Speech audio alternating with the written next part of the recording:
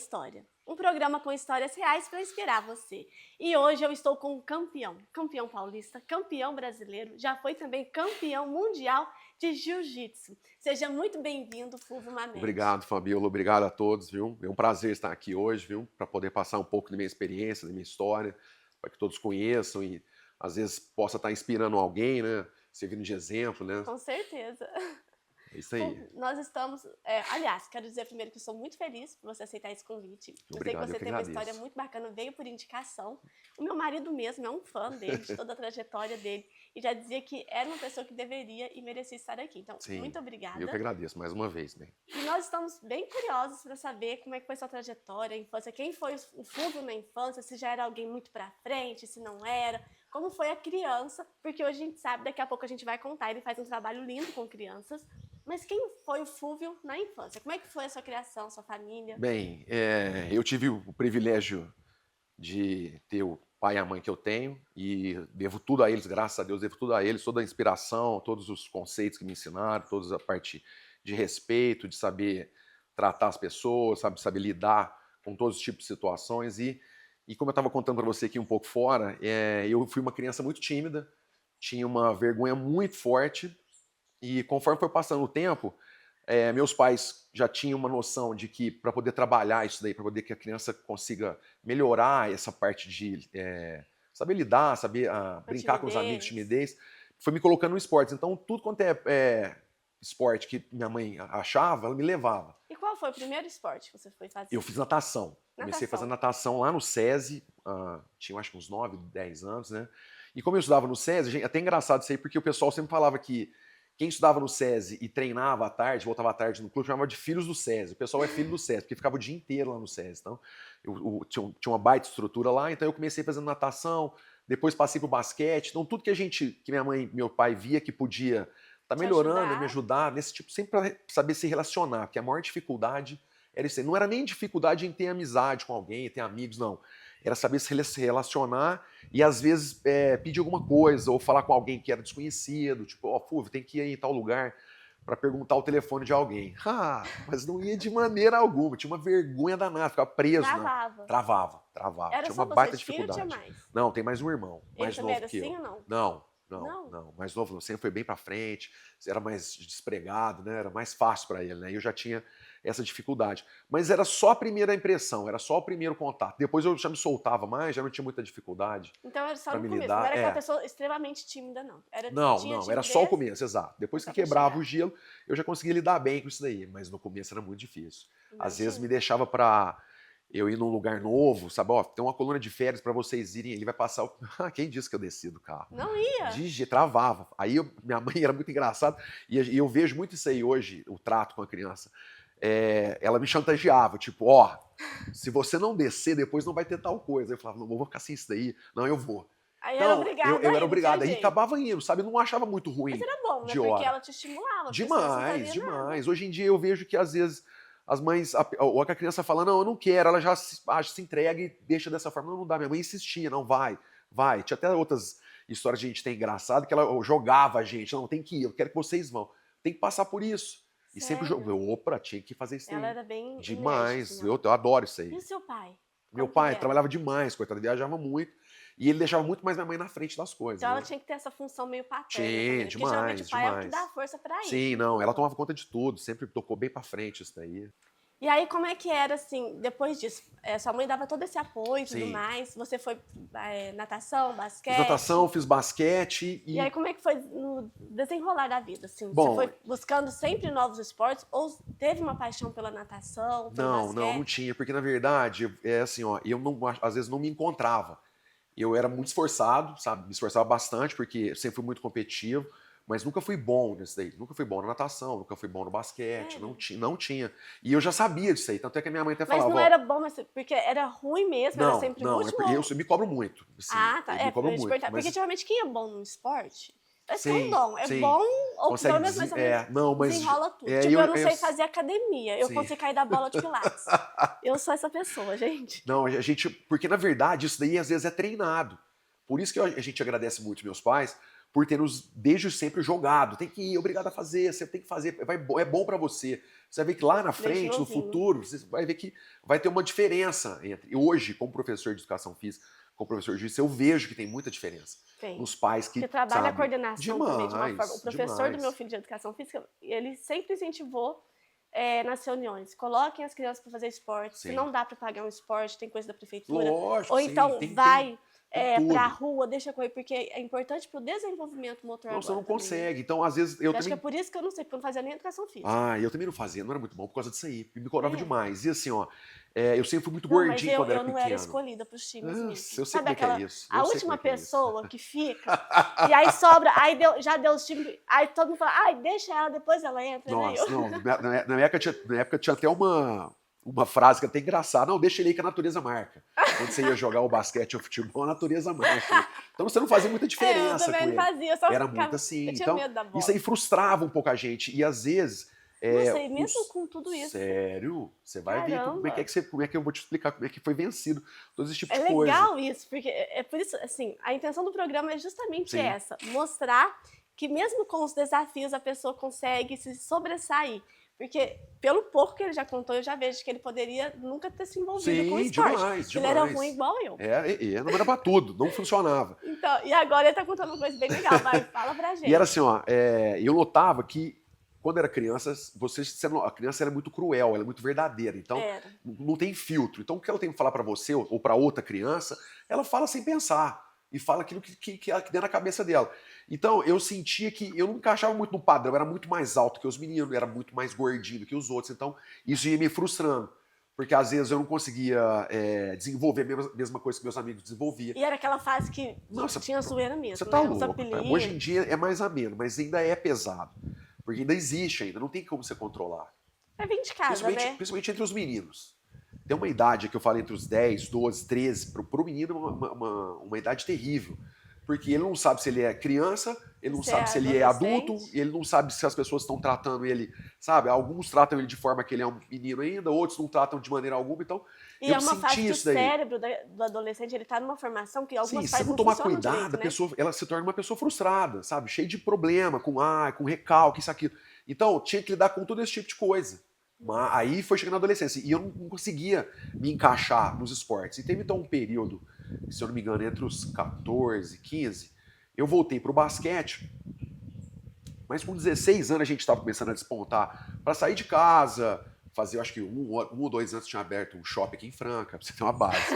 Então a gente estava começando a sair, era novidade isso aí pra gente. Então você começava a sair de casa, às vezes eu ficava incomodado porque as roupas não serviam da forma que eu queria. Isso já me deixava frustrado, eu sentia muito... Exatamente. E um dia, assistindo eu na escola lá, um amigo meu levou uma fita de VHS. Nossa, agora você contou a sua idade mesmo. Levou uma fita de VHS lá, cara, eu vi isso aqui, o pessoal tá lançando lá nos Estados Unidos, um lutador brasileiro que tá vencendo uns campeonatos lá nos Estados Unidos de Vale Tudo, chamava Vale Tudo na época, não era nem MMA, era Vale Tudo. E o campeonato chamava Ultimate Fighter, e ele levou essa fita de VHS, e nós fomos assistir.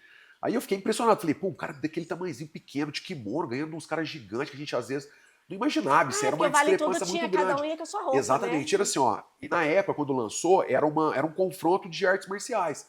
Então, era o brasileiro do jiu-jitsu contra o pessoal do karatê nos Estados Unidos, contra o pessoal do boxe. Então, era sempre um confronto. Isso? Hoje virou um mix martial arts, hoje todo mundo treina tudo. O pessoal do jiu-jitsu treina um boxe, o pessoal do jiu-jitsu treina um karatê. Mas esse Vale Tudo não tem Esse mais. Antigo era confronto de artes marciais, porque até então não existia. Não, existe ainda.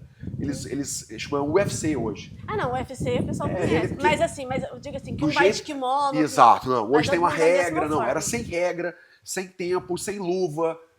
A pessoa que fosse passando as lutas, ganhasse as lutas, ele ia continuar lutando a noite inteira. Hoje em dia você faz uma luta só. Ela lutava 3, 4 lutas na noite. Era bem puxado. Então, ele mostrou isso aí e me deu eu falei, nossa, olha só um negócio que nunca tinha visto. E a gente foi procurar em Franca. E por coincidência tinha vindo no começo do ano. Mas deu uma vontade, tipo assim, vou aprender a bater? Não, deu pra, tipo assim, eu preciso aprender isso aí porque quem sabe eu vou ser bom em alguma coisa, né? Porque até então... Esse é o pensamento, exatamente, que era o pensamento de criança, que você fala, eu preciso ser... Não era muito bom na escola, não era muito bom nos esportes, mas precisa ser bom em alguma coisa. Não é possível que eu não vou conseguir nada, não vou ganhar nada, né? E eu fui atrás disso aí e me encontrei nesse lugar. E quando eu entrei lá no jiu-jitsu, eu tinha 16 anos e o pessoal que estava treinando era tudo adulto. E assim, por mais que eu era grande, tinha força e tal, o pessoal era mais velho, era adulto. Então eu senti uma certa dificuldade. Aí onde eu comecei a notar que se eu começasse a superar essas dificuldades, eu conseguia superar qualquer coisa. Aí a cabeça Aí começou a você se virar. desafiou, então. Exatamente. Foi um desafio. Tudo, a minha vida E sempre olha foi só, dessa eu acho forma, que você tinha que sabe? entrar nisso mesmo. Por quê? Na natação você poderia ter Sim, feito não, isso. Se não, desafiado. não, Mas, pela genética não dava. é, Não, de jeito nenhum. porque assim, foi ali que você falou, não, aqui eu tenho que desafiar e vai dar certo. Foi. Ali que parece que me deu um estalo, sabe? Eu falei, puta, eu sempre Mas gostei eu muito acho que é de porque você luta. sentiu ali que Mas era o que você a gostava, minha né? geração foi muito criada em cima de filme de luta. Era O filme do, mesmo. do Jean-Claude Van Damme, o filme do Bruce Lee, o final do Bruce Lee, Era aquela os filmes época, do né? Karate Kid, sabe? Isso aí inspirava a gente mais, sabe? Então eu ficava querendo achar. Só que meus pais não achavam uma arte marcial séria, um professor sério, que fosse passar pra gente um negócio que fosse mudar a vida, sabe? E às vezes até pro pai e a mãe, falar, ah, eu vou fazer isso se ele começar a querer arrumar Não, briga, todo né? mundo pensa assim em relação à arte marcial. A pessoa acha que vai. Ah, eu vou entrar na luta pra superar meus medos e me vingar das pessoas. Não vai. A pessoa não vai fazer isso. A De jeito primeira nenhum. coisa que ela aprende é De não jeito usar nenhum, isso, né? exatamente. Se a pessoa tem esse pensamento, ela não vai procurar arte marcial.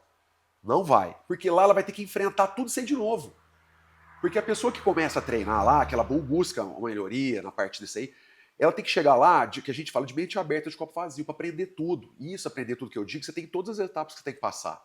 A gente não entra na empresa sendo presidente da empresa. É. Você tem que passar desde lá do Você começo. não vai chegar lá já fazendo um golpe, né? Exatamente. Então você tem que aprender isso daí. Então, e tudo, eu falo muito, pessoal, você treina a parte física e treina a parte mental. Então, o orgulho, vaidade, você larga de fora para ir lá e aprender, porque lá no tatame, qualquer pessoa que entra lá para treinar, seja ela juiz, seja ela governador, prefeito, deputado, médico, gari, é a mesma pessoa. O tratamento é igual para todos. Quem já treinou sabe o que eu tô falando isso aí. É igual para todos. A gente tem um respeito muito grande para a pessoa que vai, que se dispõe a ir lá. Porque a gente já sabe a luta que é desde o momento que sai de casa. É verdade. Ainda mais, geralmente, a Sai pessoa de vai casa. sozinha, Exato. né? Não Vai é chegar tipo lá, assim, ela vou chega, com uma turma. ela chega lá, é um baita ambiente hostil. Por mais que hoje não é, antigamente era muito mais. Por mais que hoje não é, a gente deixa um negócio mais tranquilo para fazer, porque justamente a gente quer que as pessoas, que a gente quer compartilhar o que mudou na nossa vida para elas, né?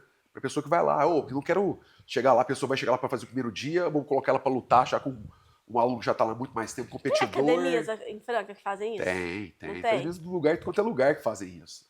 Porque a metodologia é diferente. Mas eu vejo que é muito por causa da minha história, por causa do que eu passei em relação a tudo. Como eu enxergava essas coisas de desafiar, de melhorar, de buscar uma melhoria, sabe? De tentar fazer um negócio que às vezes ia me ajudar, ia inspirar outras pessoas, né? A ideia sempre foi essa daí. E aí, quando você foi a primeira vez, porque você era meio retraído ainda Sim. nessa época, porque tem essa dificuldade de chegar e entrar. Demais. E aí você chegou todo mundo grandão. Como é que foi? Se deu um medo, uma vontade de sair correndo? Ai, sabe por que a gente geralmente. Esse pensamento ele passa diante da sua cabeça toda hora, na parte dos campeonatos também. Aquela pessoa que falar para você ou que eu vou chegar para você e falar que sim, que não tinha medo, você está mentindo. Né? Porque é isso aí que joga a gente para frente.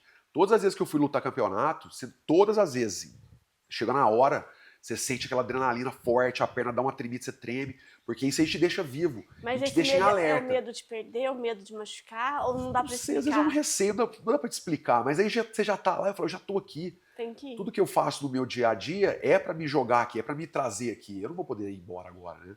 Agora eu vou ter que mostrar. E as outras pessoas que estão lá, que estão esperando de mim, você ganhou, você lutou. Era muito assim, eu lutava muito por mim, era mais por mim, mas era para voltar a escutar. E aí, como é que foi lá? Você ganhou? Não, você perdeu. Era... Porque você tinha essa vontade das pessoas olharem e falar, ele é bom nisso. Exatamente. Já era algo de infância, né? Já demais. Eu sempre busquei isso daí. Acho que todo mundo, né? E assim, e não é um reconhecimento que você seja arrogante, nada. Isso é reconhecimento pessoal. Eu sempre lutei para mim mesmo, para me desafiar. O meu maior adversário sempre foi eu mesmo.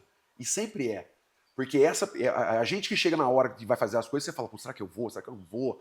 Será que eu tenho condição? Será que eu não tenho condição? Eu já tô aqui mesmo, vou enfrentar. E assim que eu notava que tinha que enfrentar. Muitas vezes eu tava lá e falava, o que eu tô fazendo aqui, cara?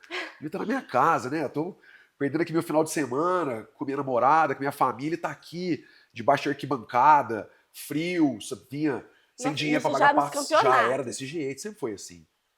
Porque, na verdade, Sem a gente dinheiro, tentava... o que você fala pra pagar Sem passagem? tudo, pagar passagem, pagar despesas das coisas, já era muito Gastava muito o que não apertado. tinha pra poder ir. E sempre foi um negócio muito assim, não tinha como esbanjar, sabe? Não é uma vida, não é um esporte muito caro, mas tem um custo, né? Que às vezes não dá, dependendo da As situação. viagens Exato, também. né? Sempre foi São Paulo ou Rio de Janeiro, então era sempre longe, você tinha que sempre estar locomovendo de distâncias que é bem mais do que a gente está acostumado aqui na região, né? E como é que foi seu primeiro campeonato? Demorou muito pra acontecer depois que você entrou? Eu treinei 2 anos e eu fui lutar o primeiro campeonato com 18 anos aqui em Ribeirão Preto. Então, depois de 2 anos Depois de em 2 Ribeirão. anos, é. Mas era já um campeonato assim pra valer Não, mesmo? era campeonato ou era uma coisa mais de regional, boa? não existia assim. Porque, pelo que eu sei, começaram a se organizar a parte da Confederação Brasileira de Jiu-Jitsu, começou a se organizar, começou a promover esses eventos maiores a partir de 93, 94. Eu entrei em 96. Então, em 98, se você quisesse disputar qualquer outro campeonato, você tinha que ir para o Rio de Janeiro ou para São Paulo. Que era Então, só lá. o que aconteceu? Essas grandes capitais, que tem o Rio e São Paulo, começou a mandar atletas para o interior do país para difundir a arte marcial. E veio para Franca. Que legal que é bem organizado, né? Demais para ter isso daí. assim. Então, isso aí a gente nota que foi o que promoveu muito. Esses campeonatos regionais que aconteciam aqui em Ribeirão Preto, em São José do Rio Preto, Rio Claro, mais próximo da capital, São Paulo, que foi alavancando todo mundo, que foi chegando até que foi criada uma confederação no estado de São Paulo, e aí começou os eventos. Mas o primeiro que eu disputei foi em Ribeirão Preto, e eu me lembro até hoje. O professor mandou a gente chegar lá às 7h30 da manhã, eu fiquei o dia inteiro sentado na arquibancada, e fui lutar às 5 horas da tarde. Meu Deus, tava porque não tinha um exausto cronograma perfeito, sabe? Era tudo, você ia escrevendo às vezes na hora, o pessoal tinha que montar as coisas na hora, era bem muito amador, assim. Tava Mas a gente começando, adorava né? isso daí, sabe? Pra nós era Mas toda uma ficava festa, né? um dia inteiro envolvido com pessoas que amam a Sim, mesma era a academia coisa. que lá, imagina a bagunça que ficava. É, Acabava você lutando na brincando arquibancada, de sempre, lutinha a no zoeira que campo, você ia bobear. é fora do normal. Isso continua até hoje. É uma coisa que não envelhece. É o pessoal que treina quando vai viajar, essas coisas. Nossa senhora. É a mesma coisa. É a mesma coisa. Deve ser uma energia gostosa. Demais, viu? E aí, Demais. você ganhou ou perdeu nesse? Eu ganhei, esse primeiro campeonato que eu disputei, eu ganhei de Primeiro? faixa branca. E ficou eu e o Jamanta, sabe o Jamanta, que trabalha lá no Matheus Fosato? Meu marido Ele era da minha treina categoria. agora. Meu marido treina Aikido e agora ele deu também de treinar boxe com o Jamanta. Então, pra você ter o Jamanta era meu parceiro de Jamanta treino. fez jiu-jitsu? Agora você imagina, eu com 16 anos e o Jamanta já bem mais velho. Mas já o era Jamanta, adulto. você Não, Jamanta... era mais ou menos quase do mesmo tamanho já. É porque o Jamanta cresceu mais? Já, né? que somos lados, né, Mas coitado. ele é altão, não é? Ele é da minha também? altura até. É? Só que ele era novão, né? Era jovem ainda, né? A gente tinha 18 anos. Ele deve Eu ser tô uma olhando coisa sua mais mão, porque eu tô velha. lembrando da mão do Jamanta. É mais ou menos padrão. Todo mundo já dá luta, né? A cara já é de para-choque, as mãos O já... dia que eu tudo. conheci ele, eu fui cumprimentar, vi aquela mão, eu falei, meu Deus. Então sei que foi eu e ele. A gente dividiu o prêmio de primeiro lugar em Ribeirão Preto. E depois eu fui Legal. continuando nos campeonatos aqui na região até começar a almejar campeonato maior, né? Quem foi seu primeiro professor? Foi o Yaroslav. Foi o Yaro? primeiro professor a vir para Franca. Assim, que montou uma turma e deu sequência no jiu-jitsu em Franca foi o Yaroslav. Foi ele que foi o primeiro professor. Né? E aí você ficou quanto tempo ali, mais ou menos, com ele? Eu fiquei com ele até na faixa azul, porque assim, ó, quando começou a vir os professores de jiu-jitsu pro interior do país, não tinha não era assim, geralmente não era professor faixa preta formado. Entendi. Ele veio para Franca, era faixa roxa. Então, conforme ele foi graduando com o professor nosso lá no Rio de Janeiro, ele foi graduando a gente aqui em Franca. Que legal. Então, isso aí foi subindo, a gente foi crescendo um atrás do outro, na verdade, né? Nossa, muito bacana. Gente, que história legal. A gente vai fazer um breve intervalo, mas a gente já volta e a gente vai dar essa continuidade.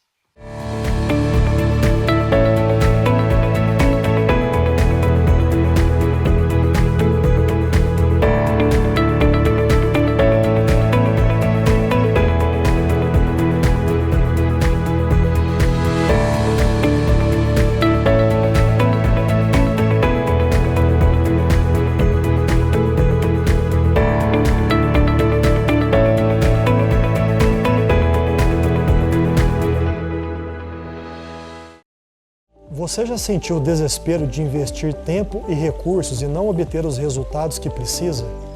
Se você respondeu sim, saiba que não está sozinho. Muitos empreendedores enfrentam esse mesmo desafio todos os dias. A boa notícia é que eu posso te ajudar. Eu sou Vinícius Andreoli, consultor de tráfego pago. Se você deseja aprender estratégias mais eficazes para atrair o público certo para o seu negócio, entre em contato comigo hoje e agende a sua consultoria.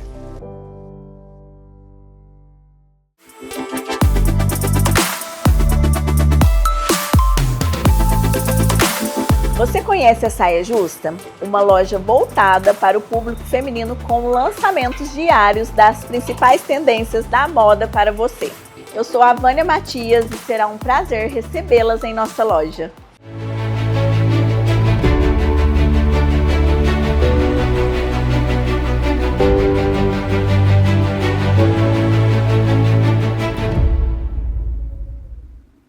Voltamos e vamos dar continuidade.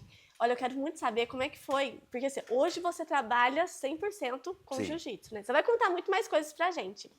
Mas assim, como é que foi sua transição de carreira? O que Bem, você fazia antes? Eu trabalhei, me preparei a vida inteira para dar sequência no que meu pai já fazia e meu pai faz até hoje, que é a parte de vendas, né? A gente trabalhava com venda de componente, com venda de couro na região aqui de Franca, né? Então eu cresci muito assim. E o jiu-jitsu sempre foi um hobby meu, sempre gostei de lutar, mas não tinha, nunca almejei ser um lutador profissional ou lutar. Esperava Não, de viver maneira disso, alguma. né? Eu queria continuar trabalhando com meu pai, porque eu gostava de trabalhar com ele, era uma profissão que me agradava bastante até. E conforme eu fui ficando mais velho, fui entrando na faculdade, eu notei que o mercado que a gente trabalhava foi diminuindo cada vez mais. E é um negócio muito engraçado porque na escola, uma vez eu escutei um professor meu falar isso aí, que a profissão representante comercial ia acabar. E ele falou isso aí em 95. Antônio Mauro, professor de história, dava aula pra mim. E eu pensei, falei, esse cara deve estar... Como é que vai acabar uma profissão que é antiga pra caramba, de vendedor, representante comercial? Você vê aqui, olha só, hoje os lojistas compram pela internet. Exatamente, por isso que ele já tinha uma visão disso aí. A gente não calculava isso. Mas esse trabalho de componente de venda, essas coisas assim, às vezes é um trabalho que é muito pessoal. Porque, tem que olhar o cor, exatamente, né? tem muita parte técnica que a internet ainda não vai. Então, Isso é verdade. ele ainda ficou esse um pouco aí, né? Só que devido ao mercado ter mudado, a gente sentiu que era uma coisa que não dava mais para ficar a família inteira trabalhando junto. Então, cada um na minha casa foi seguir seu caminho. Meu irmão foi trabalhar para outro lado. E eu até antes de tentar me arriscar na vida de educador físico e lutador de jiu-jitsu, professor de jiu-jitsu, eu ainda trabalhei numa multinacional, trabalhei acho que 2 anos na multinacional, só que depois eu desisti de, falei, quer saber, cara, vou fazer um negócio que eu sempre gostei mesmo, devia ter feito isso há muito mais tempo, que era dar aula. E comecei dando aula na garagem da casa do meu pai. Mas nisso você já tinha feito faculdade de educador físico? Não tinha feito ainda nada. Do nada, do nada. Eu mudei tudo de uma vez. Eu tinha formação de marketing e vendas e trabalhava nessa parte de representação comercial. E na hora que eu senti que não dava mais, eu falei, quer saber, o ponto final disso aqui, vou começar uma carreira diferente.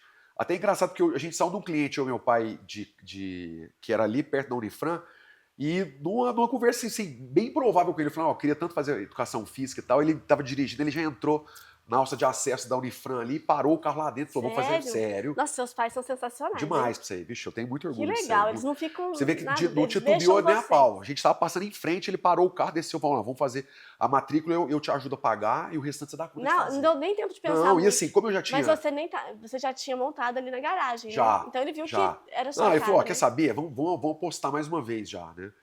E aí ele falou assim, vamos fazer a inscrição aqui e você vai tocando aqui do jeito que der.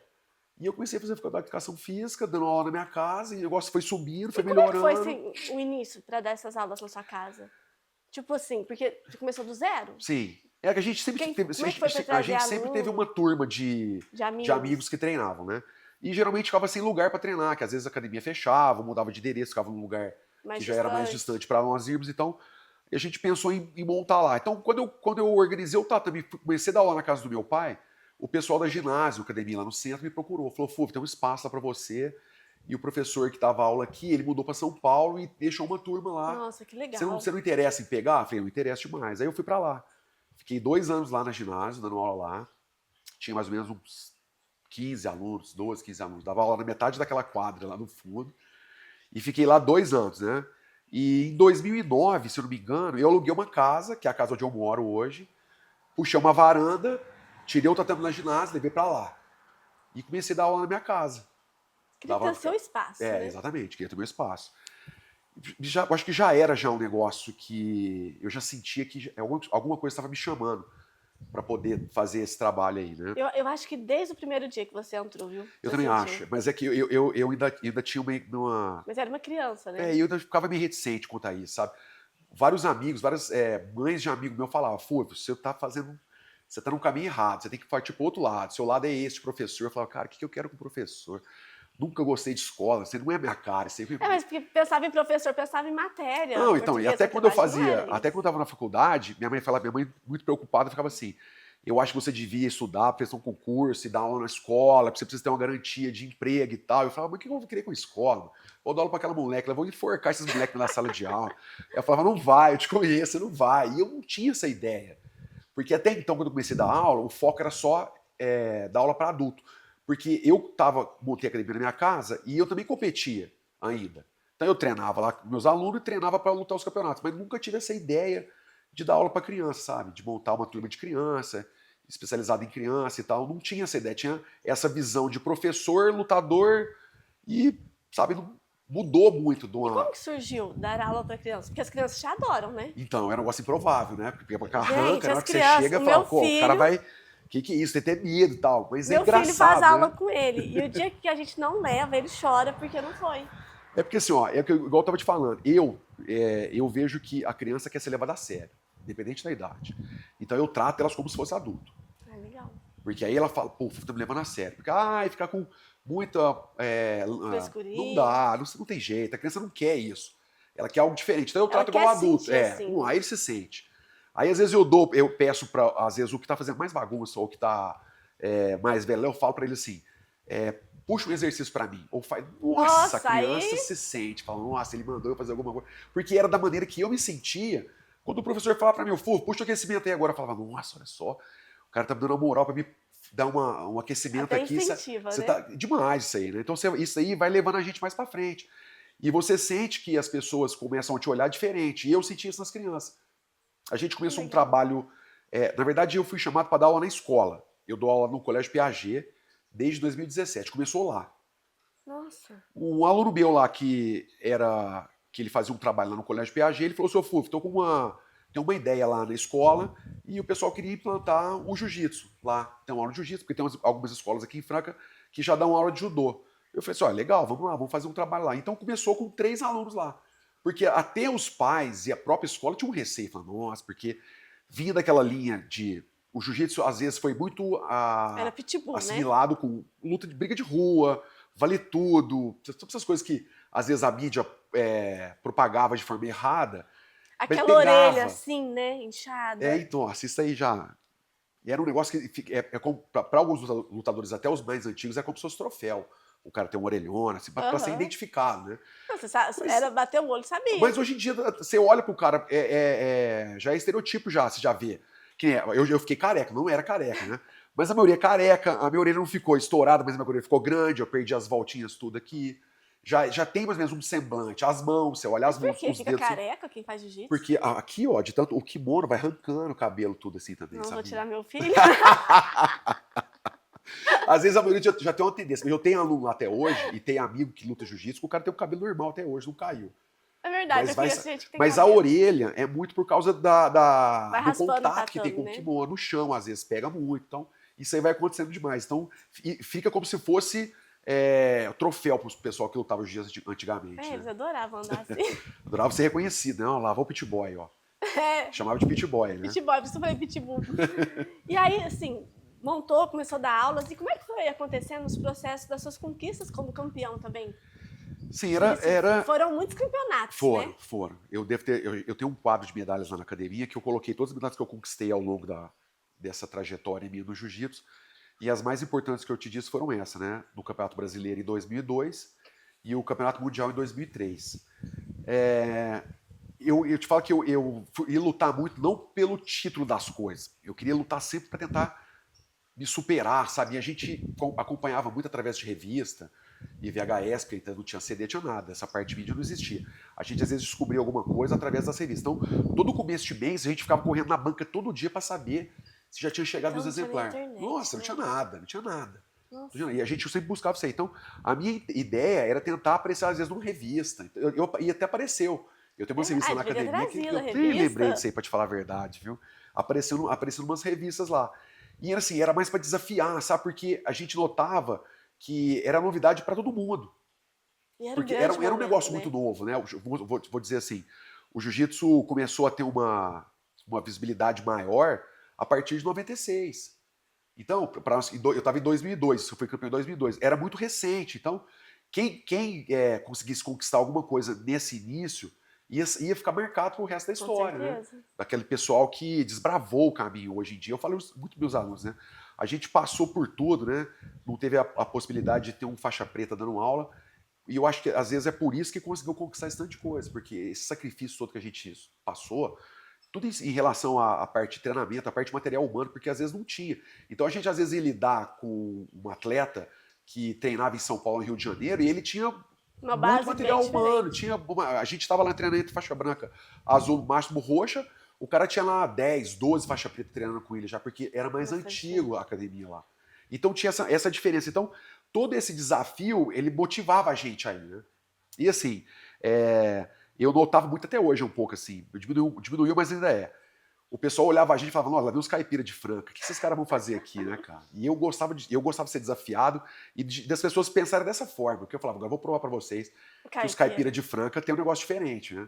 E era diferente, a gente sempre teve muita coragem em realizar tudo, muito porque a gente era exemplo pros amigos, era exemplo pra família, sabe?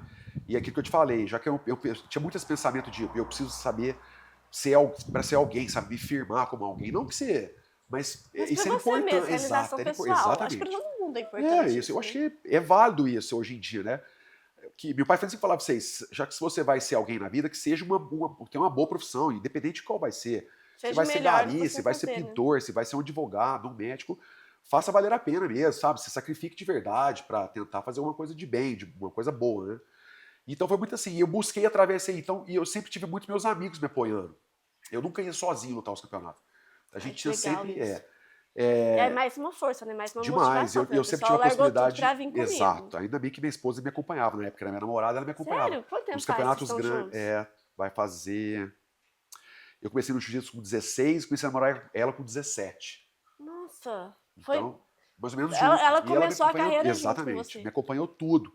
Desde o princípio, até na parte que depois, nos pós-campeonatos, eu tive lesões na coluna que até hoje me afeta um pouco. Um dos motivos que eu, às vezes, parei um pouco mais cedo os campeonatos foi por causa disso aí, porque a gente se esforçava demais e, às vezes, não tinha um acompanhamento, uma pessoa que falava para você, vamos devagar, vamos treinar dessa forma, vamos mudar o planejamento. Não, a gente se encarava como se fosse selva, sabe, guerra. E isso daí foi levando, a gente não tinha muita noção. E, com o passar do tempo, a gente foi sentindo que o corpo já não dava mais o mesmo resultado que dava, por causa disso aí. Aí eu já fui brecando. E essa visão do corpo já um pouco destruído, que já começou a mudar um pouco a minha relação entre jiu-jitsu atleta, jiu-jitsu professor. Foi onde eu pensei, falei, pô, eu conquistei tudo que eu queria, que era não ser, às vezes, campeão mundial na faixa preta. Onde foi esse campeonato? Foi em São Paulo. O brasileiro foi em São Paulo e o mundial foi no Rio de Janeiro. Na época era tudo concentrado no Brasil, não tinha essa divulgação e essa difusão que tem hoje no mundo, né? Antigamente era mais restrita a nós aqui no Brasil. Mas assim, e esse campeonato, você já estava há um bom tempo? Já fazia uns 7 anos que eu já treinava.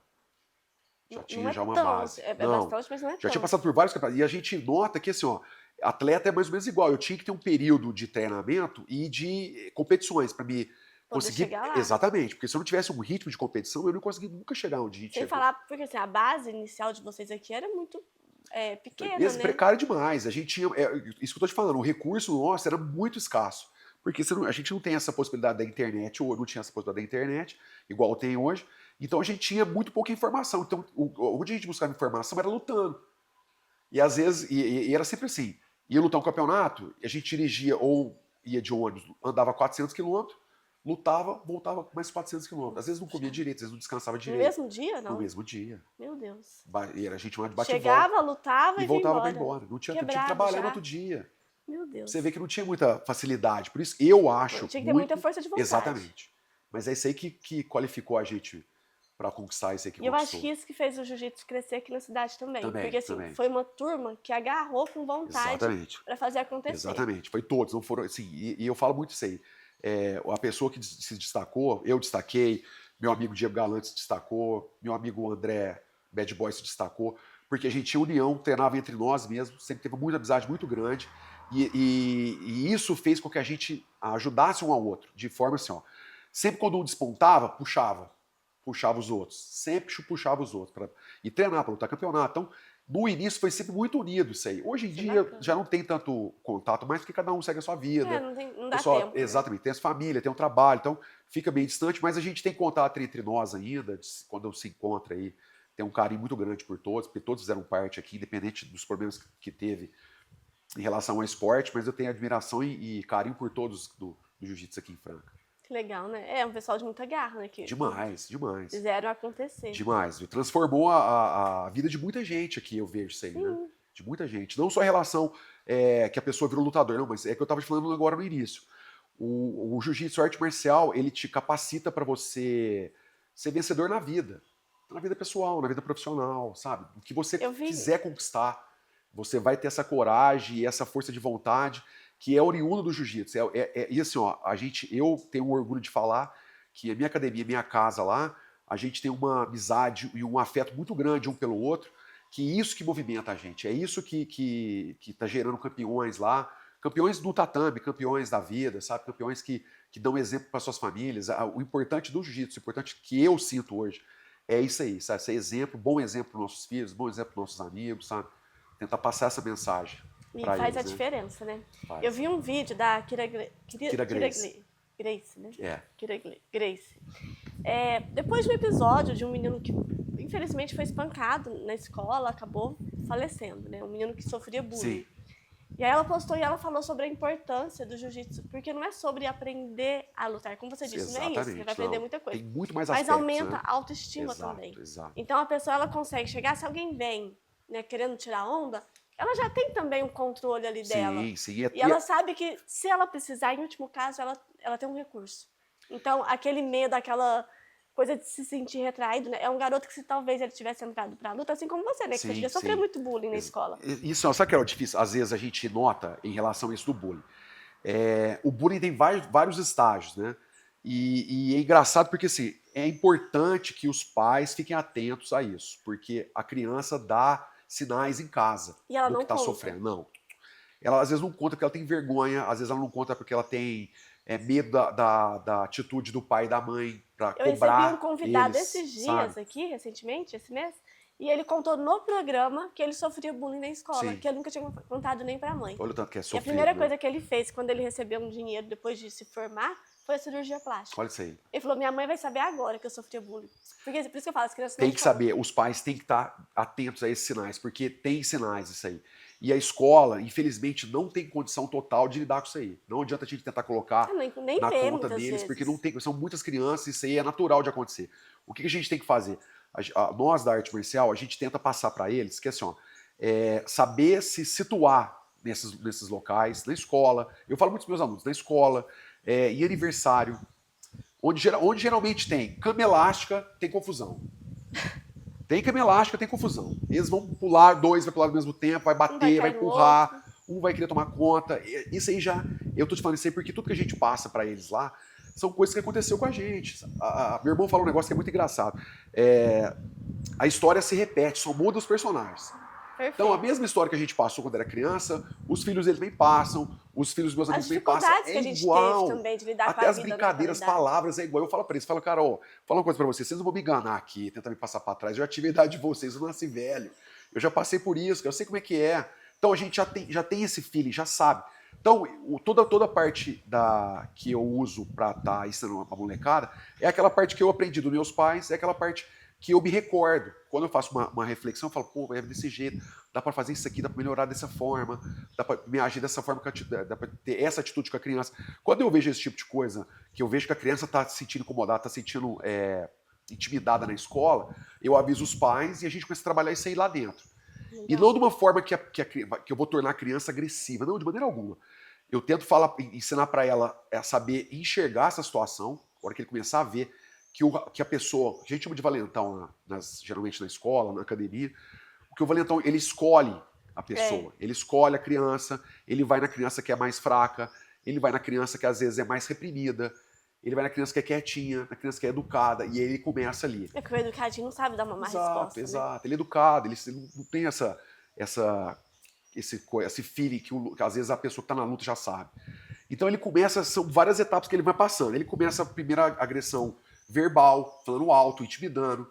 Depois ele começa a cercar e, por fim, ele começa a agredir fisicamente. Porque ele vê que já ganhou espaço. Já acabou. E se ninguém, como é que fala, intervém, dá continuidade e se espalha isso daí. E pode ser perigoso. Credo, Deus me livre. Muito importante a gente falar sobre isso. A gente vai fazer um breve intervalo, mas a gente já volta. Vem conhecer a loja Residência Modas, a maior e melhor loja de vestidos de festas de Franca e região. Aqui você encontra vestidos perfeitos para o seu evento, com tamanhos do P até o 54. E o melhor, com valores a partir de R$ 189,90. Mais barato do que um aluguel. Vale muito a pena. Você também precisa conhecer as bolsas que mais parecem uma joia. E você só encontra aqui, na Residência Modas. O Álvaro Abranches, 692, Cidade Nova.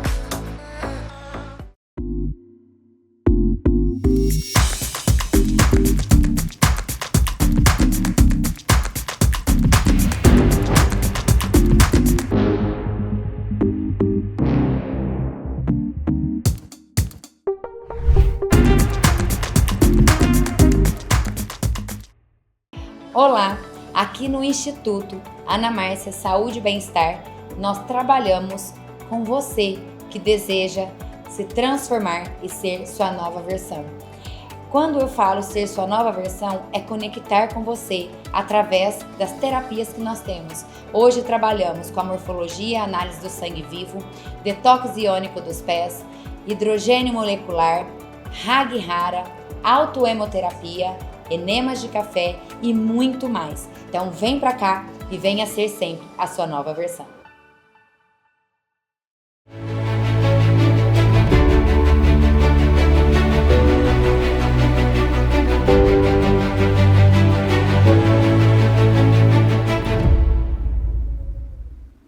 Voltamos e agora o Fulvio conta pra gente sobre a sua academia, que eu sei que é um espaço muito bacana. Bom, eu tô lá nesse local já vai fazer 9 anos já. Eu fiz desde quando eu Você saí saiu da minha sua casa e exato, montou saí da minha lá. casa e montei lá.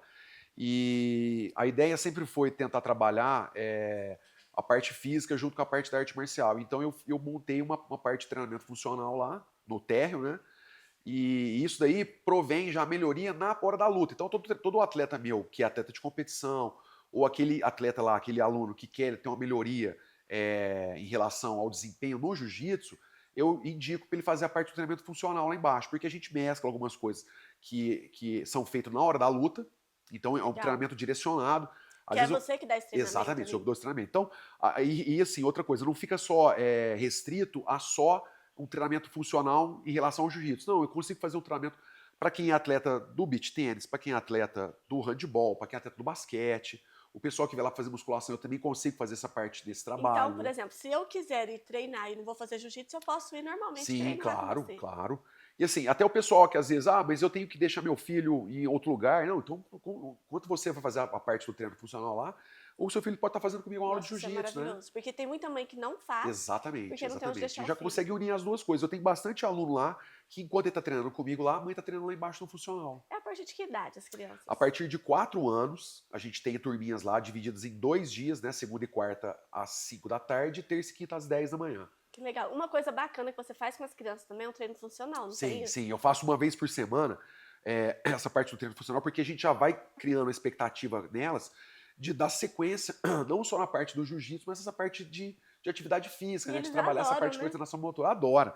A gente monta todas as estações que eu tenho lá na academia, pneu, trenó, corda Corda. naval, remo, correria lá dentro, cone, faz bastante coisa lá dentro. Gente, imagina as crianças, como é que ficam, né? Porque assim, a primeira vez que meu filho foi, ele ficou encantado com isso. Porque chega lá, ele se sente um adulto mesmo, fazendo Exatamente. exercício. A ideia é sempre essa, né? E aí já fica assim, a música, né? Não, música tudo, de academia é tudo. Exato. Então é uma parte que as crianças adoram. Não, é legal, sim. E, assim, a gente Por mais que tenta... você fala que trata eles como adulto, mas você vê a criança. Sim, né? exato. Porque às Mas vezes assim, quando fala eles... isso, a pessoa entende mesmo. Não, mas você respeita a Não, criança. demais. sabe? É porque eles gostam de fazer esse tipo de coisa. E em certos lugares, vamos supor, quando que uma criança vai chegar numa academia lá e vai conseguir correr na esteira? Não Não deixa, né? Então, mas nesse horário eu consigo fazer isso. Aí eles se sentem o máximo, né? Não, tô correndo na esteira, consegui fazer o remo. Peguei peso, igual meu pai. Exatamente, a ideia é isso. Então você vai estimulando eles, assim, eles vão se sentindo cada vez mais animados com isso aí, né? E vai crescendo com essa mentalidade. Não, é demais. E o esporte muda a vida das pessoas mesmo, Muda das crianças muito. principalmente. E aí, hoje em dia, você tem essa parte funcional. Tem mais gente que trabalha lá com você? Tem o Matheus Mata que me auxilia lá nessa parte do funcional, né? Ele também faz a parte de treinamento de jiu-jitsu. Tem meus professores que me ajudam lá nas segundas e quartas do Juliano e na terça e quinta o Xande. E o meu amigo também, meu aluno, meu fiel escudeiro aí, o Taufik Salum, que além de estar me atormentando a minha vida, né? Sempre nas viagens que a gente faz, tá? Ele faz você ficar perdido? Ele faz eu ficar perdido, Fiquei mas sabendo da assim, história. a gente também tem essa parte de estar seguindo o pessoal das equipes de competição e ele faz bem essa parte de transição dos atletas, essa parte de coach dos atletas na beirada do tatame lá, para dar a instrução certa na hora da luta. Então tem uma equipe bem formada, Nossa. uma equipe bem capacitada para estar atendendo todo mundo lá. Bem completo mesmo. Uma coisa legal que eu acho bacana você comentar com o pessoal, quando a gente estava falando, foi, na verdade, em um dos intervalos. Ele contou, né, sobre a conquista que ele teve nos campeonatos e que ele conseguiu levar um aluno, né? Sim, sim. Conta pra gente um pouco disso. Sim, eu estava explicando por aqui, em cima dessa confederação que eu fui campeão há 22 anos atrás, eu consegui, há 10 dias atrás, se eu não me engano, levar um aluno meu que conseguiu a mesma conquista que eu consegui há 22 anos atrás. Então, isso é uma... Sentiu campeão duas Demais, vezes, né? demais. É um negócio que só quem tá lá, só quem sabe, parece que eu tava lutando, não que estivesse lutando, mas quando eu vi que ele foi campeão lá, a sensação era a mesma que eu tive há esse tempo todo atrás. É uma... É criança, inexplicável, você olha demais, assim e fala, graças a nossa, Deus. eu fiz e agora eu tô ajudando Sim, alguém. isso aí inspira não só a gente, né? A ideia, assim, de formar essas pessoas lá é que a pessoa que treina na academia, ela também se sinta campeão. Porque todos que treinam lá, todos que participaram do treinamento desse meu aluno, também fizeram parte, também tem um pedaço nessa medalha que ele conquistou lá. Então, é uma conquista de todos, né? Isso aí, a gente tem esse pensamento bem, bem na cabeça da gente por causa disso aí. Então, porque a gente sabe que não vai a lugar nenhum sozinho, né? Então, a gente está sempre respaldado por boas pessoas, então isso aí gera essa... Gera uma união demais, também, demais, né? E é o que você falou, porque até pra pessoa treinar, ela precisa do outro. Demais. Não tem como treinar um jiu-jitsu Exatamente, sozinho. de maneira alguma. Não tem jeito. Então, é sempre uma turma, a gente fala que é sempre uma família. As brincadeiras não envelhecem nunca, igual eu estava falando, parece que a gente foi viajar agora para esse campeonato aí, todos já têm mais de 30 anos e parecia que tinha 6 anos de idade cada um, porque as brincadeiras, as mesmas coisas, não muda nada, mas é muito engraçado e demais, viu? E aí tem campeonatos para adulto e para crianças, é Exatamente, separado. separado. E é legal porque você vê que cada dia que passa está crescendo mais ainda esses campeonatos aqui na região. Antigamente, na minha época, tinha um campeonato a cada 1 mês, 2 meses. Hoje em dia, você tem todo final de semana tem um campeonato. Sério? Sério. Ribeirão Preto, as cidades próximas a nós aqui, até mesmo Batatais, pessoal de Cristais sempre está realizando alguma coisa. E isso vai estimulando a criançada, né? Tirando um pouco dessa parte de ficar dentro de casa, celular, internet, Nossa, tira um pouco muito. fora isso daí, né? E vai estimulando, porque assim, você teve esse estímulo de falar, nossa, eu posso ser bom nisso. Aí Sim, a criança também exatamente. olha e a criança começa a aprender a se desafiar também. Exato, a ideia é essa, Como é que vocês né? lidam com as crianças na derrota? Então, hoje em dia, é uma parte que eu sinto que tem uma dificuldade muito grande, porque a gente vê que é uma geração diferente da minha geração. A minha geração, às vezes, se tinha uma derrota, o pessoal falava para mim assim, ó, na próxima vez você ganha, treinar um pouco mais. Hoje em dia, se você fala um não para uma criança, ou que não tá, ou um adolescente que nunca escutou um não dos pais, nunca teve uma decepção, que seja no esporte ou que seja na vida pessoal, ela não sabe lidar com esse tipo de frustração. E às vezes isso daí remete, às vezes, até na saúde física da pessoa. Claro. Então a gente, na verdade, eu tento, no início agora, com as aulas lá, não dar essa questão de vencer ou perder. Eu trabalho muito em cima de exercícios específicos, eu divido a luta em etapas, em exercícios, e não deixo acontecer esse tipo de coisa, porque é aí que acontece. Às vezes, eles estão muito em cima, baseado em cima do futebol, dos esportes coletivos. A pessoa ganha, ela comemora. A gente contém isso aí lá no jiu-jitsu. Porque o outro se esforçou da mesma forma, e se ele não foi campeão, se ele não ganhou, não venceu esse embate, essa luta, é mérito da pessoa que venceu. E nem por isso ela vai se sentir diminuída ou inferior. Então, a gente tenta trabalhar isso daí para que a pessoa que perdeu se esforce às vezes mais, que se esforce com inteligência, que saiba achar o ponto onde é que ela consegue melhorar, onde ela viu que às vezes teve um erro, às vezes teve uma falha, e trabalha esse tipo de coisa. E trabalhando sempre isso daí. com o treino que a gente consegue conquistar essas coisas, em cima disso aí que a gente vai baseado Legal. no trabalho. Eu falo muito isso na minha casa, que tudo é treino. E quanto Sim, mais você tudo é treino. faz, melhor Exatamente. você fica. A gente fala que o pessoa que é o esforçado também chega. Tem pessoa que tem um talento, a gente vê isso no jiu-jitsu, aliás, vem sendo na vida toda, mas na arte marcial tem pessoa que tem um talento, tem pessoa que é esforçado. E às vezes o esforçado consegue conquistar a mesma coisa que a pessoa que tem um talento. Por quê? A pessoa, são caminhos diferentes. Aí vai da índole da pessoa querer se desafiar, né? Tudo é uma base de um desafio mesmo. E isso aí que você falou, acho bacana. Uma das coisas que eu aprendi aqui no programa é justamente isso. O que diferencia uma pessoa que tem sucesso da que não tem, da que se acomodou, é a forma como cada um resolveu olhar para a vida, para as dificuldades. Porque você sempre tem duas escolhas. Você pode se acomodar na vida e ficar se vitimizando, Exatamente. falando para mim não dá certo por causa disso, disso, disso. Ou, eu sou bom, mas parece que o mundo não me enxerga, eu não tenho oportunidades. Ou você pode arregaçar as mangas, correr, ir atrás e fazer acontecer. É isso aí. É por isso que o esforçado às Vence, vezes se destaca vence, muito se mais destaca verdade. e vence. Porque ele pega, mesmo as poucas oportunidades que ele tem, ele escuta os nãos, ele pega tudo isso, põe numa bagagem e fala, eu vou fazer diferente, eu vou conseguir. Você poderia ter falado assim, gordinho, não sei nem jogar. Exatamente, tinha tudo pra não dar certo, né? Tinha tudo pra não dar certo, não era bom nem pra nada, Não, gente? verdade. E hoje é um campeão. Fulvio, eu quero muito te agradecer. Você acredita Eu que agradeço, já passou família, o tempo? eu agradeço. Acredito, foi ótimo, a gente nem viu passando, né? Não vem passando, Que né? ótimo, excelente, viu? Obrigado pela oportunidade mais uma vez aí, viu? Não, fiquei muito feliz por você compartilhar tudo isso com a gente. Tem Sim. alguma última mensagem que você quer passar? Bom, eu queria estar dizendo para todas essas pessoas aí que vão estar nos assistindo, que repassem essa entrevista que a gente fez aqui, mas para conscientizar aquelas pessoas que às vezes você vai se identificar ou vai saber lembrar de alguém que está passando por isso. Verdade. Passando por isso que eu passei quando era criança, e às vezes uma palavra ou uma indicação vai fazer toda a diferença na vida dessa pessoa. E assim, é um gesto às vezes pequeno, não tem tanta necessidade, mas que vai mudar a vida de alguma pessoa, como a gente tentou fazer isso, como a gente tenta fazer cada dia uma diferença na vida das pessoas. Bacana isso, é verdade. Gente, você pode assistir o programa pela TV Franca, canal 23, e também pelo nosso canal no YouTube, que está no link do nosso Instagram. Muito obrigada e até o próximo Senta que lá vem história.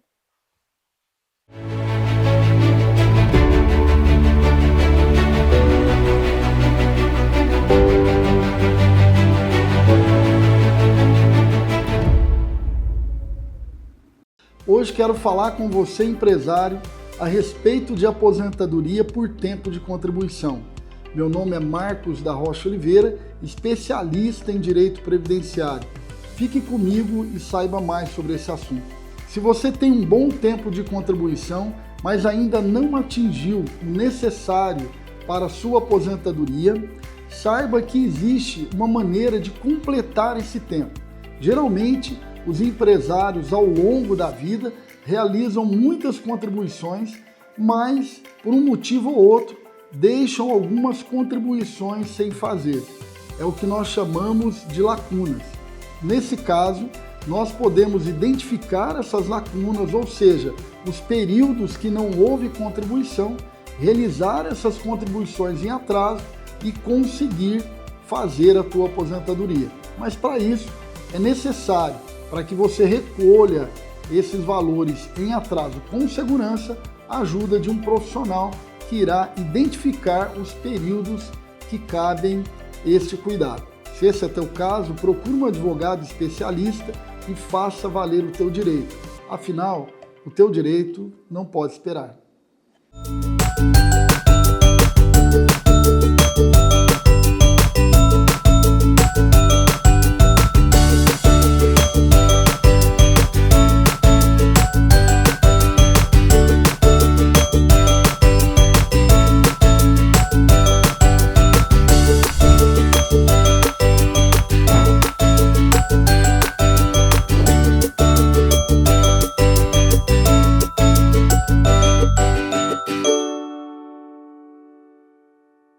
Como é passar em consulta comigo?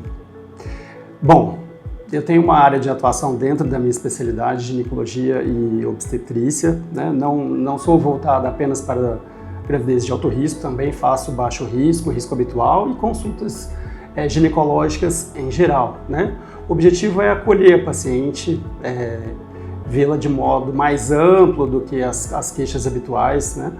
Seguir protocolos, seguir evidências científicas, oferecer o melhor para aquela paciente, mas nunca deixar de entender que sentada na cadeira, né, de paciente tem uma pessoa com uma história, peculiaridades, particularidades, né? E isso é o princípio para uma boa relação médico-paciente que com certeza vai se estabelecer.